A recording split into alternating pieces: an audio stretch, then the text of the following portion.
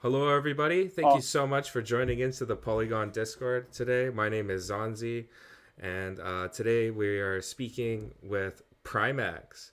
Why don't you guys go ahead and introduce yourselves? Let us know a bit about who you are, what's your backstory, how'd you get into crypto, and ultimately working on Primex. sure. Glad to be here. My name is Dmitry. I'm one of the co-founders. I'm also responsible for biz dev and marketing at Primex. And we also have Vlad here too, who's managing all the development teams we have. Hello, nice to meet you, everyone.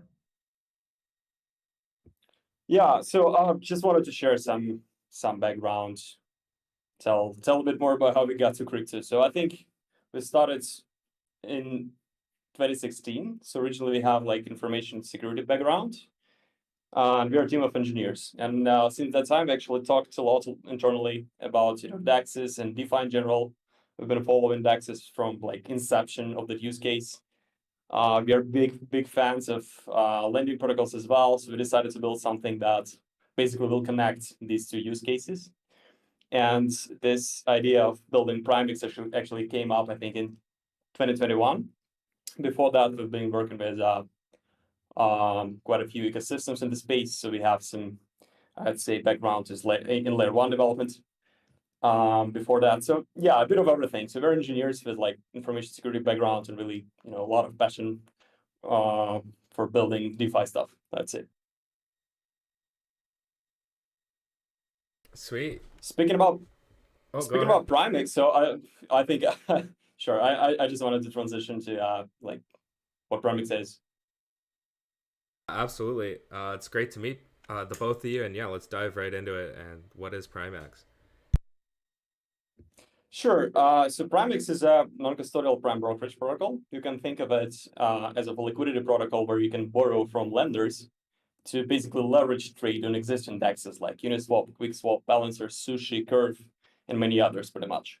So that's actually the first use case we started with. And if you look at the Primex app, you can see that the interface on the trader side is really similar to what you can see um, on centralized exchanges, pretty much. So that was an idea for us to build a DeFi native protocol where people can have all these different types of like sophisticated limit orders, all execution in a decentralized way. Um, but yeah, totally DeFi consistent. So later we'll also be adding some great features as leverage still being on DEXs, so it will be possible to pretty much borrow capital from lenders and use it for like leverage still being on Uniswap, for example, or even use that amplified sort of capital, leverage capital to work with like lending protocols. And that's basically why we called it Prime Brokerage. So it's a set of services, totally decentralized, where you can pretty much borrow from lenders and use it for a variety of different ways. So our goal is basically to build a one-stop DeFi native spot leverage protocol. Yeah, in a nutshell.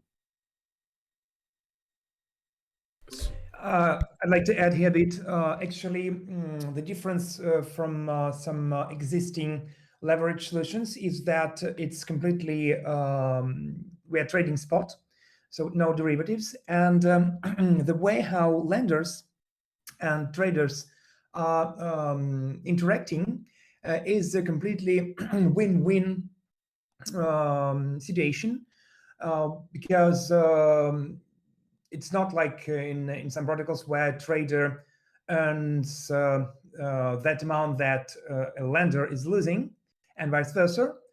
In our case, traders are trading against the whole market through a set of integrated DEXs, and so it's not a risk for a lender um, to get some loss if traders are really actively getting profits. Yeah, so it's a different approach here that we think is more, I would say, uh, rebalanced in terms of the roles of the protocol.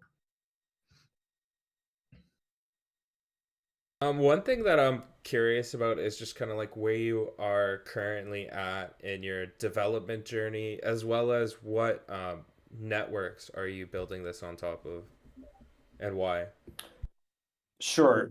So we are our beta is live since last May, I think. So it's almost a year.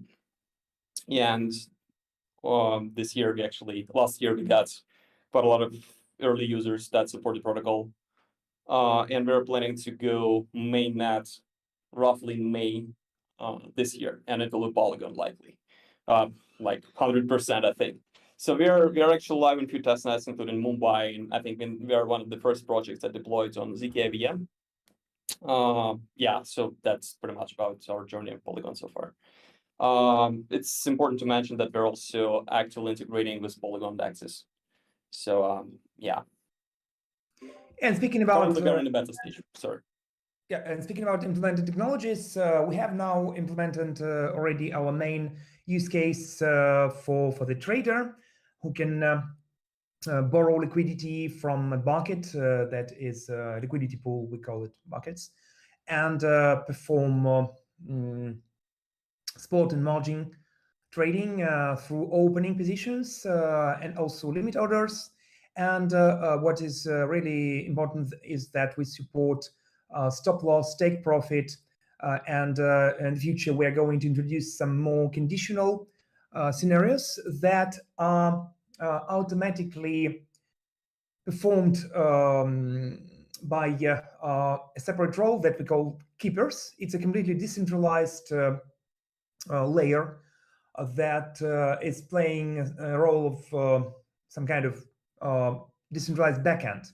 So as soon as the system has to perform something to liquidate a position or to close it for stop loss or take profit, it's a keeper who is doing this, and they're incentivized with some amount of our tokens that covers their loss on gas. Yeah, basically that's it. So for the lender, it's the functionality is a bit simple.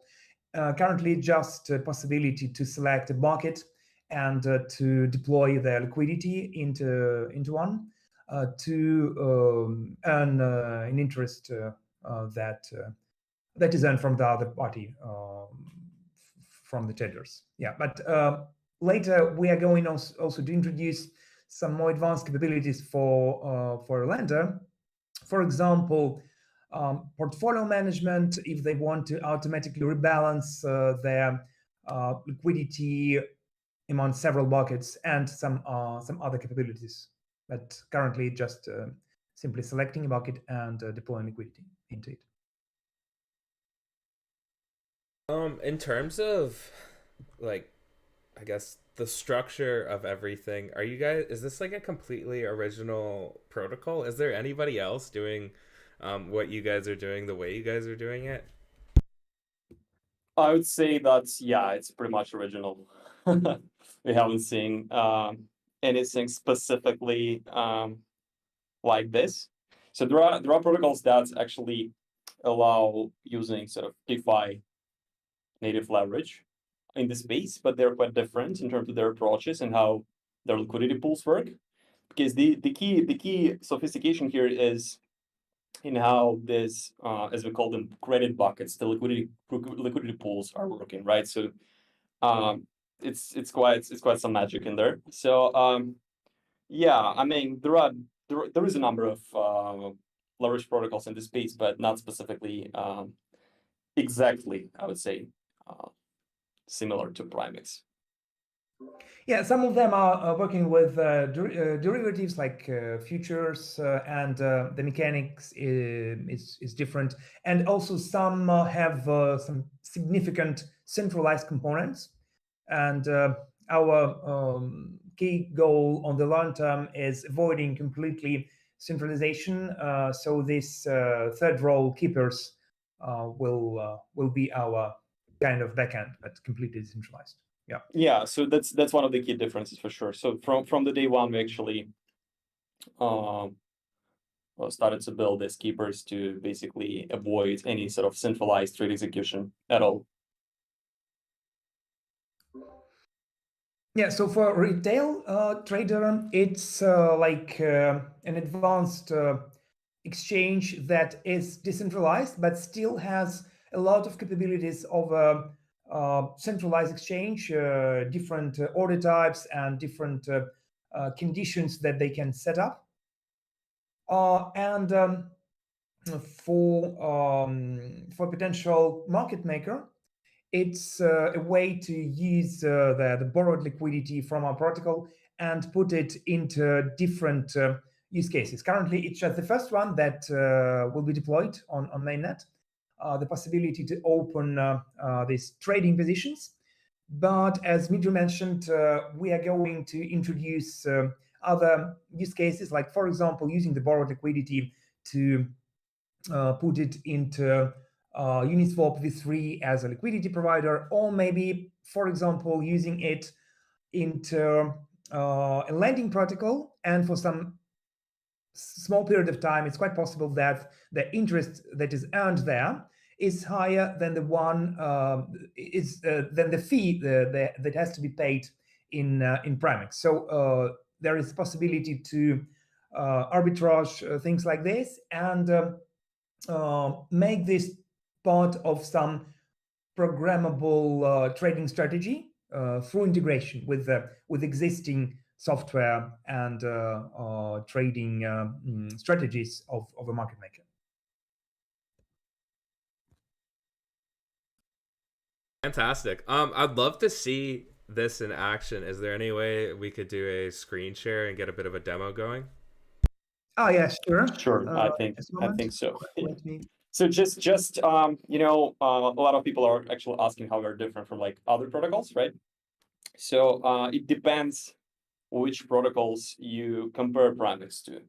So if I just wanted to kind of simplify and just make a comparison to like lending protocols, just in a nutshell.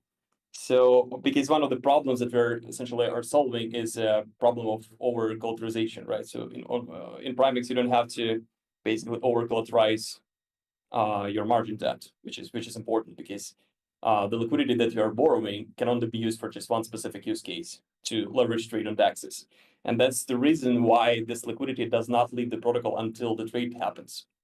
And that's the key difference from like lending protocols. And you don't need to sort of over collateralize. The trader can use it for only specific thing, and the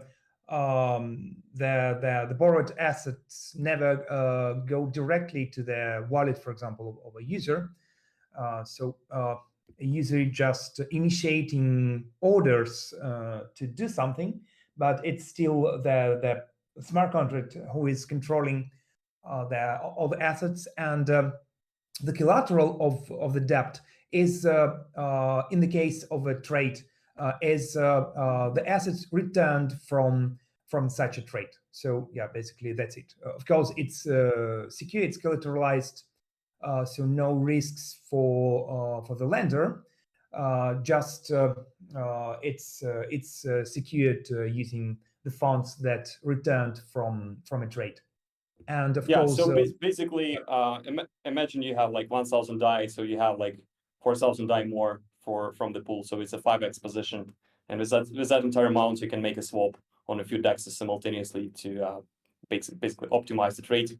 And if you eventually get liquidated, then your initial sort of 1,000 DAI is swapped back to the original asset that you borrowed and returned to the pool. So that's how it works. So a bit more details. So for such a 5x position, for example, the trader buys Ethereum, yeah, and this Ethereum is actually securing the debt. If the price goes down and reach the level when we can just buy back something around 4,000. That was the initial loan. Then, of course, it's a liquidation that happens, that is performed by our keepers, and that's it. The funds are returned to the market with no risk for a lender, and the deposit of the trader is burnt. It's not something that the protocol earns or the lender party earns, right? Compared to some other existing protocols that, I won't mention, but I think you can maybe understand which one. because the trade was performed through external dexes. Yes, and it's the external market who is either losing or getting funds. Yeah, if we consider it in such a way. No competition between lender and trader in our protocol. Okay, hopefully you can see my screen now. Yeah, it looks great. I just want to encourage everyone, make sure you join in on that screen share. We're doing a live demo of how to use Primex. All right, let's do it. So currently we are on a page that is intended for lenders, and as the main functionality, at least for now, for them is to select a pool where they deploy their liquidity. So we can see different pools. Currently, I'm making the demo on Polygon Mumbai testnet. And here we can see that, for example, there is a bucket with USDC where a lender can deposit. I didn't prepare some assets, but still we can still see all the main capabilities. And as soon as this happens, just like in a lending protocol, because there is the other party, the borrowing party, who is the trader, this deposit starts to earn some funds for the lender. So yeah, that's it. Nothing really sophisticated here. But yeah, in the future, we'll introduce some portfolio management. And also, for example, I think it could be really, really helpful. There are very volatile and less volatile assets and stable coins. And for the lender, it may be quite risky to hold funds in some very volatile asset, even if their interest rate is high. But what if we introduce some automatic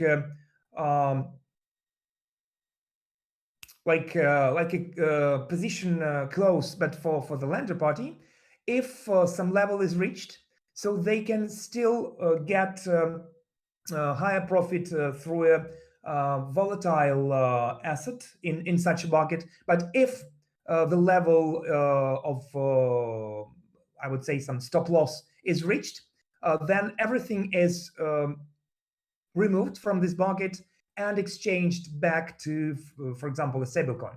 So it's something that we will introduce in the future.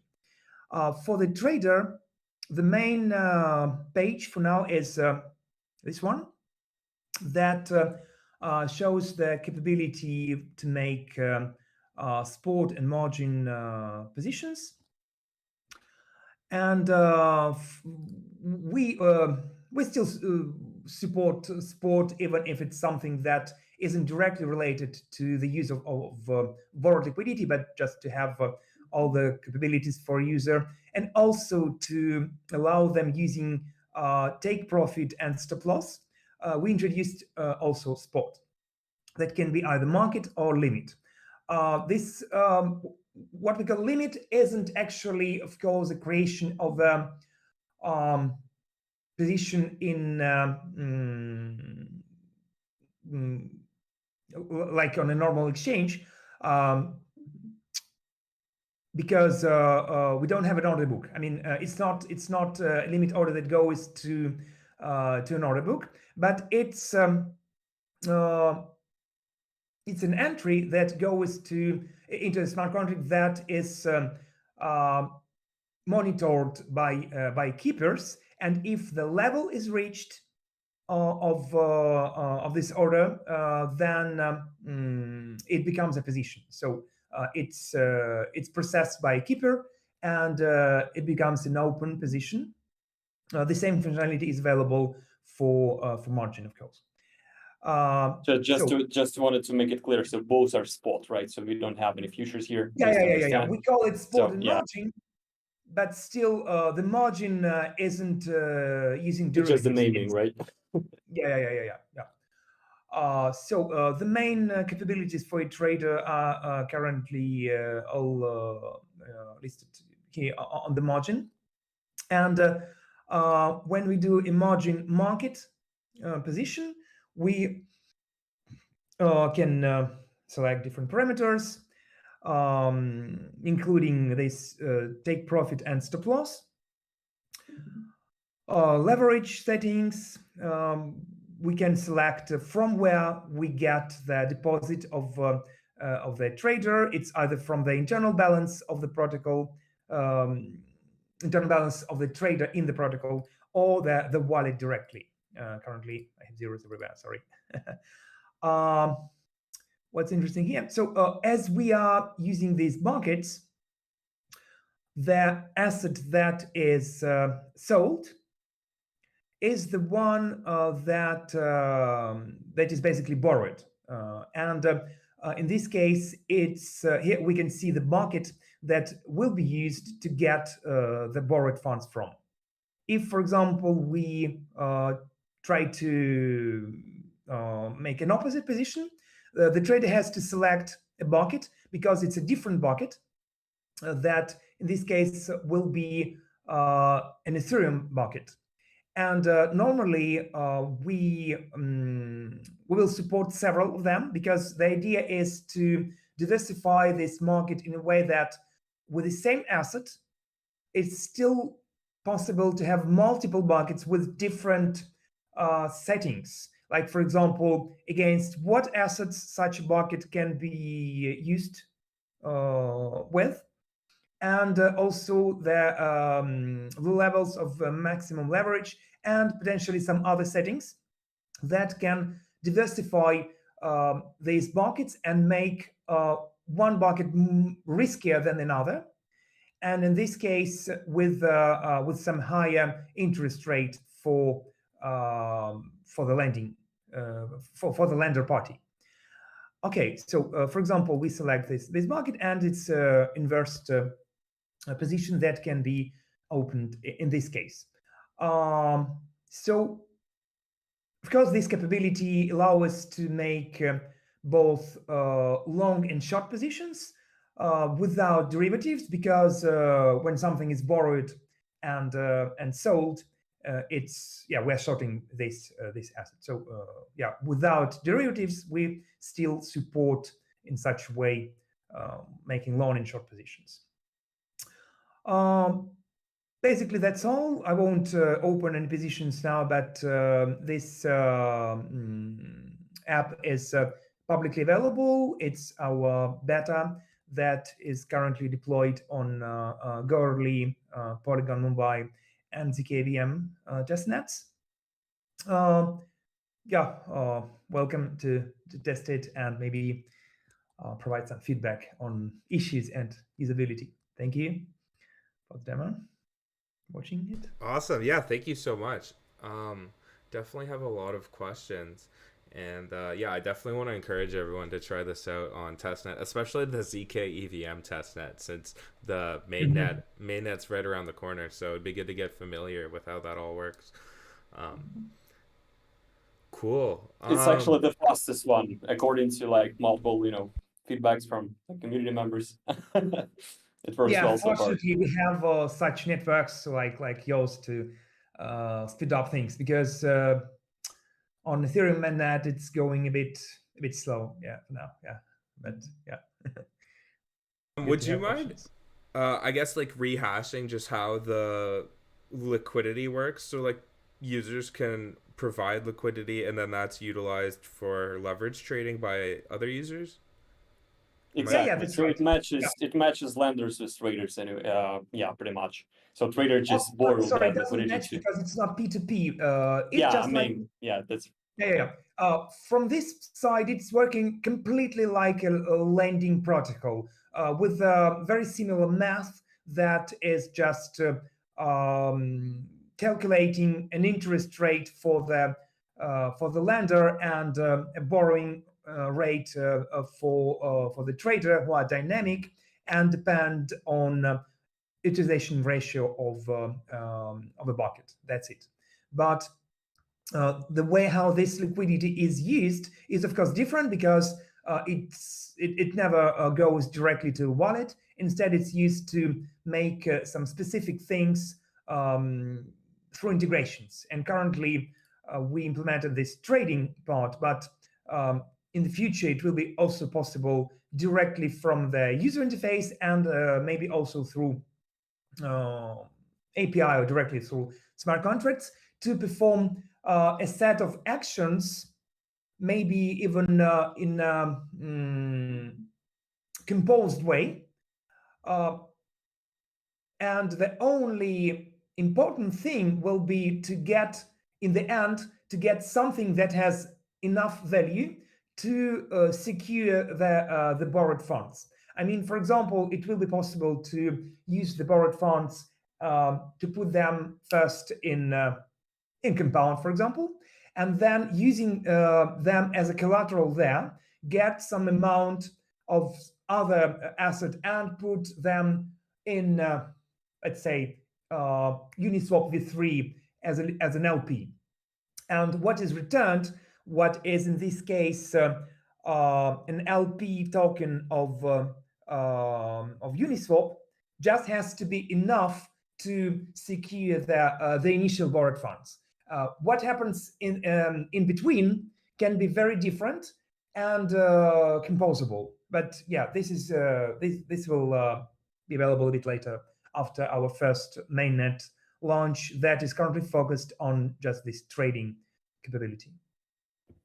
Yeah, just to sum up, so on the one side we have lenders who provide liquidity, and on the other side we have either traders or people who want to build some sophisticated DeFi strategies using that lender liquidity. So that's pretty much the goal of the protocol. And we support many languages. Yeah. Fantastic. Yeah, that's important because, you know, crypto is Yeah. internet native, global. So it's good that it's a friendly experience for a vast multitude of people.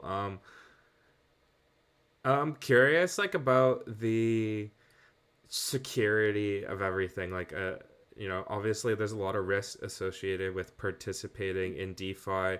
What have you guys identified as risks while building this out, and like what are you doing to mitigate those risks and like keep your users safe?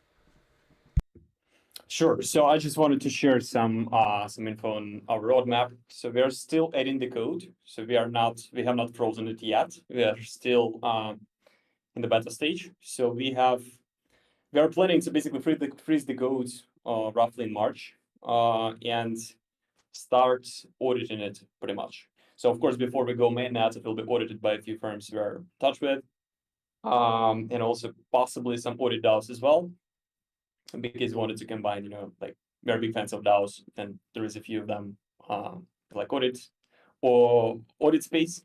So we wanted to get it covered by a DAO and also a couple of firms. So that's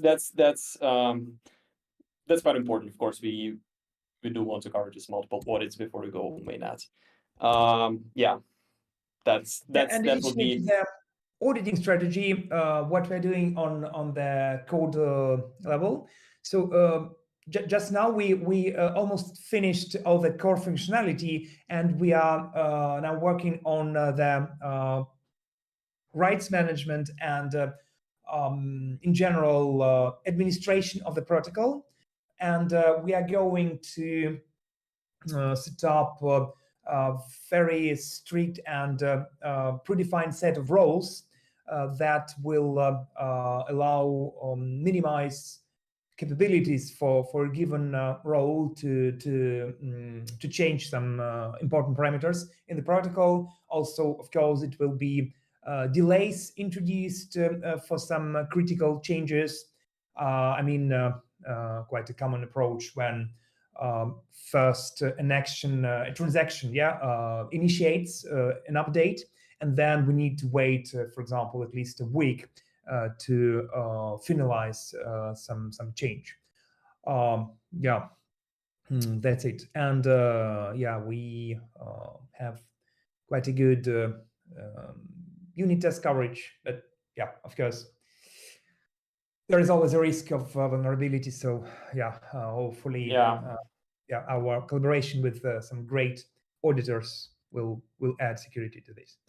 Yeah, going further, it's important to mention that it will be even more sophisticated because all these buckets that, for example, you have seen in the demo, they will be community sort of governed, right? So people will be able to pretty much add new liquidity pools dynamically. So it's like it can be compared to like community governed listings, right? So you can add a new asset that can be used for leverage trading on DEXs against a variety of other assets, and everything is governed by community. So of course, all of this should be covered by quite a number of audits for sure. Yeah, hopefully this allows for the community to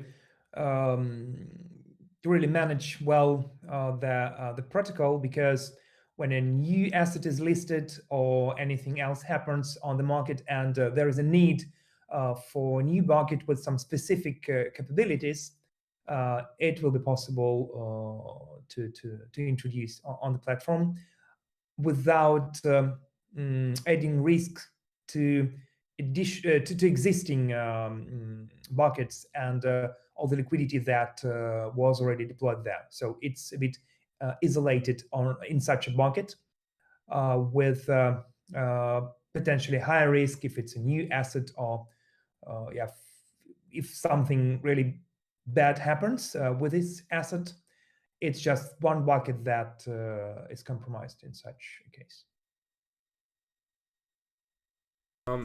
Speaking about like assets, and I'm curious, like, are there plans to expand the assets that you currently support, and like, would that be something that is decided upon by the upcoming DAO? How would that work? Yeah, that's exactly how we're planning it. So we'll first deploy this predefined set of like the most liquid assets that can be used, that can be borrowed by traders. And later, once we turn to DAO, which will happen, I think, in one of the following versions, that's pretty much what we're planning to do. So it's up to community to decide what assets should be there to make it possible to borrow them, pretty much, and use for leverage trading. Yeah, and also introduce in other markets as a counterparty. I mean, To basically what assets you can trade as well. Yeah, that's also quite important. Yeah. That's important because you cannot really allow any asset to be traded, because there is a lot of assets that I don't know, like scam coins, right? Listed on DEXs. It's all permissionless. So of course it should be governed, and people will need to decide what they want to trade against, and what they want to borrow. So that's the goal. Yeah, and the one who is proposing a bucket, we think that it will be some kind of staking to make them a bit responsible for what they propose. So it will allow to manage introduction of new buckets with some responsibility.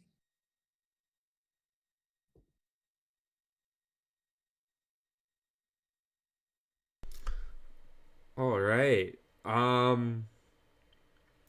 Another thing that I was curious about is, like, does Primex, the protocol, generate revenue? I know you can, like, earn revenue from participating in the protocol, like being a liquidity supplier, or being a profitable trader, but like, does the protocol itself generate revenue? Are you charging any fees or anything? I think I'll just start with an explanation, but Vlad will also add some details. So Sure. we have a few sort of levels of fees, right? Some fees are used to pay lenders for the liquidity that they provide, and we also have, because they want to earn interest by providing that liquidity to the protocol, and traders basically pay some fees to lenders. And there is also a protocol fee, which is quite small for using protocol, pretty much, and it's going to protocol treasury. So if it can be called revenue, then probably yes, but yeah, that's a community governed treasury. Yeah, so technically, we indeed have two types of fees that the trader has to pay. The one is for using liquidity, just like in a lending protocol. The significant part of this goes to the lender, and a very small amount, the difference basically between this accumulated interest also goes into treasury. And the second fee, basically it's used to cover the gas that keepers have to spend. Yeah, because this decentralized layer who is performing actions on behalf of the system is also an important source of not the loss, but something that we have to cover. So a small percentage of a position is taken just like on a regular exchange for every position to pay the keeper. So we have to pay those who provide liquidity, lenders, and we have to pay those who are performing actions, keepers. So those are two main flows of the fees that a trader has to pay, and some very small part of each is going to the treasury. Also, speaking about just brief about tokenomics, it's directly related to these two main use cases. Keeper are earning our tokens because they're doing something useful for the protocol. And later, this token can be used by traders to pay for the fees with an incentive, because if they select our token to pay for the fees, it's a bit discounted than paying directly in the main asset, in the basic asset. So for the trader, there are two options. The first one is using the main asset that they're trading, and the second one is using the token. There are some other use cases where the token can be used, but those are two main, directly related to the fees as well. Hopefully this helps. Yeah, I appreciate like all the very thorough and in-depth explanations, and I just want to encourage the Polygon community. Don't be shy. If you have any questions, please ask them. Now is the time to do so. We actually had someone asking about some other, I think he was asking about ZK Sync. I don't know, there was a typo, but basically I'm curious, like, if you could elaborate on and I know you already touched on this a little bit, but like, are you planning on expanding to any additional blockchains? Like, why did you choose Polygon essentially? Yeah, that's a great question. We are really DEX dependent, right? So we need liquid DEXs, and we need to deploy on that chain where there are liquid DEXs and where there are users, active users of those DEXs. So and Polygon actually has a great community, and it's been voted, by our community as a first chain where Primex should be deployed. So we hear that, and we wanted to deploy on Polygon first. So that's the first kind of the base and the main deployment for us. After that, we will likely scale to some other EVM compatible chains, but that's further down the road. We are not specifically sure which ones will be the next. And when we do so, of course, we'll want to bridge those deployments as well. So, but that's further down the roadmap. So we are now focused on the first deployments and the core functionality. That will be first launched on Polygon, yeah. Sweet, that's so great to hear. Yeah, the Polygon community has definitely been just consistently up only since I've arrived here. It's been so much fun to be a part of everything. Anyways, though, I don't want to get too off topic with that. How could people get involved with the Primex community? Like, what's the best way to get involved with Primex? How can people start using the DApp today? Sure. So we have a few early user sort of programs. One is named Early User Program, where you can just register and basically become a part of the community and try our app and provide feedback, because we want to get as much feedback as possible to improve the DApp as much as we can before the main deployment. And everyone is welcome to apply and join our community. We also have an ambassador program, and there is a number of great ambassadors already in the community that are pretty much helping the core team, managing the community and spreading the word about Primex. And we also have quite an interesting referral program, which is totally on chain. So the people that are referred by the early community users, this connection of these people is stored in a smart contract. And once we deploy with the liquidity and once we go live, this referred liquidity, for example, if it's a referred lender, could be rewarded, right?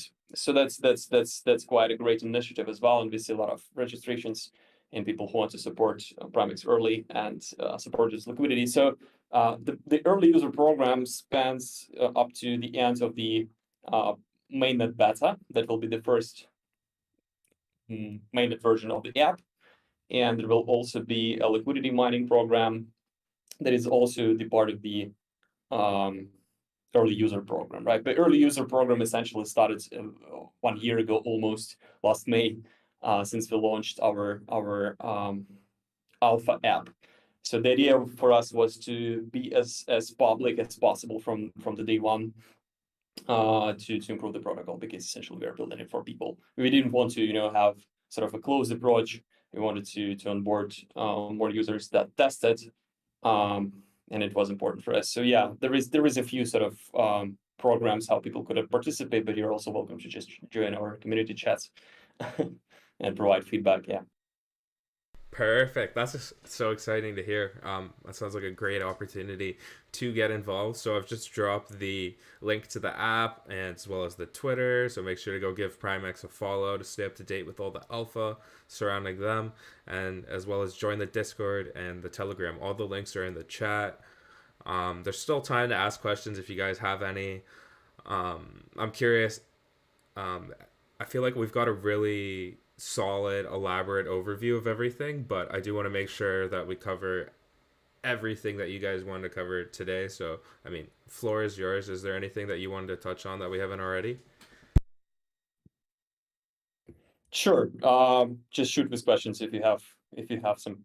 I just wanted to add, because a couple of words about the problems specifically we are focusing on, because given the recent collapses of custodial providers in the space, a lot of people are asking us why would people use actually such a leveraged liquidity protocol. The key thing is that it's important to remember that when you're using Primex versus some centralized exchange, the key thing here is that your key is your crypto, right? So that's important. And we don't utilize any centralized infrastructure. So we don't have any centralized treasury management. We don't have any centralized order book that is matching, I don't know, orders or something like that. So we are non-custodial, and that's quite important, because some of the obvious problems were recently exposed, and that's what we're trying to solve with such a protocol. Speaking about derivatives protocols, because a lot of people are asking us how would Primex be better than, for example, existing great derivatives protocols like the YDX or maybe GMX. I would say here that we are not actually competing with derivatives protocols, and it's important to understand is because the asset that you trade on Primex is just different. So when you trade derivatives and when you trade spot, it's just two different things.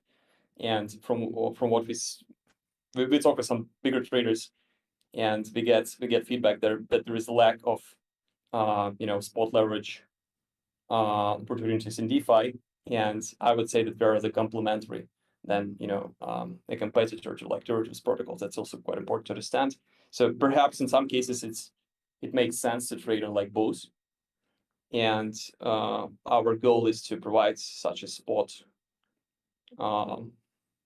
trading app with a lot of functionality in it. So yeah.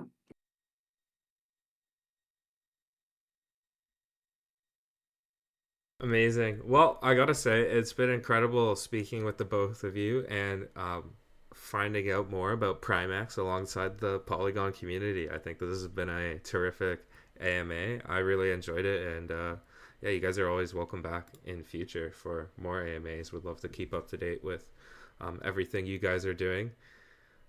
I do want to share that there's a little form. I'll share it again. It's just a form. If you want to put your wallet address, I will make sure you get a proof of attendance protocol NFT. It's just a little something to commemorate your attendance here today.